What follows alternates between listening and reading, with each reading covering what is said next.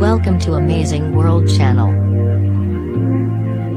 London, Brussels, Reuters, Britain and its European Union partners clashed on Monday over which side should make the next move to unblock Brexit talks, despite concerns they will miss a deadline for a divorce deal, and that London is heading for a chaotic departure. Prime Minister Theresa May made clear in speech she was to deliver to Parliament that she hoped her EU partners would make proposals at a new round of talks opening the way to the next stage of negotiations, saying the ball is in their court.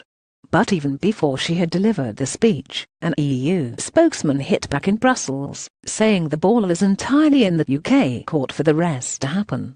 May is desperate to try to regain some of her authority and refocus on talks to unravel more than 40 years of union after a speech at her party conference last week, marred by a repetitive cough, a prankster and a stage malfunction, left her weaker than ever. She has so far fought off attempts to unseat her by critics already angry over an ill-judged election, when she lost her governing Conservatives' majority, but her weakness has opened the door for many in her party to challenge her Brexit strategy with just 18 months to go before Britain leaves the EU.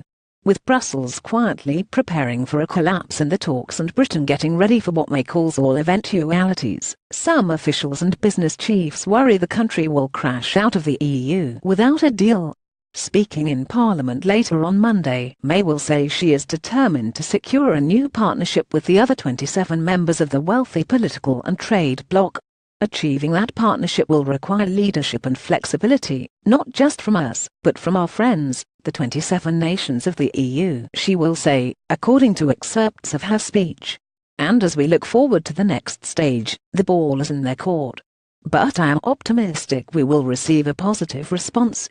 But the EU was clear there is a clear sequencing to these talks, and there has been so far no solution found on step 1, which is the divorce proceedings, European Commission spokesman Margaritis Schinas told a regular briefing. So the ball is entirely in the UK court for the rest to happen. See what happens. May, who will host businesses later on Monday to listen to the Brexit concerns, is keen to push the talks beyond the discussion of the divorce to try to offer firms some certainty about future trading conditions.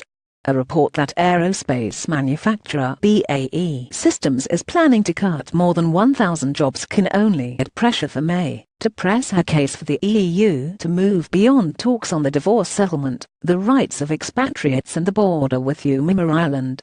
EU negotiators say that, while they see no big breakthrough at the summit next week, they may offer May a hand by offering some hope of a shift at the next scheduled meeting in mid-December. Aides to May have signalled that the Prime Minister has accepted that her October deadline will not be met despite a speech in Italy last month which attempted to reset the tone of the difficult negotiations. Her spokesman told reporters, "Let's see what happens in the next round of talks." But some pro-Brexit campaigners are calling on the Prime Minister to get ready to step away from the talks, underlining the deep divisions in the Conservative Party. Those differences were aired again on Monday with negative briefings in the local media against Chancellor Philip Hammond, who supports prolonging the status quo with the EU for as long as possible, and Foreign Minister Boris Johnson, who angered some Conservatives for setting his own Brexit red lines. Some have suggested that May will reshuffle her cabinet, but on Monday her spokesman said she had full confidence in both ministers. "We are fast reaching the point when the Prime Minister should assert the authority of her office over the negotiations and call time," Bernard Jenkin, a Conservative lawmaker, wrote in the Guardian newspaper. Asked whether he meant Britain should walk away if there was no progress at the October summit, Jenkin told Reuters yes. Additional reporting by Lily Cusack in Brussels and William James in London, editing by Janet Lawrence. Standhardt Thomson. Reuters Trust Principles.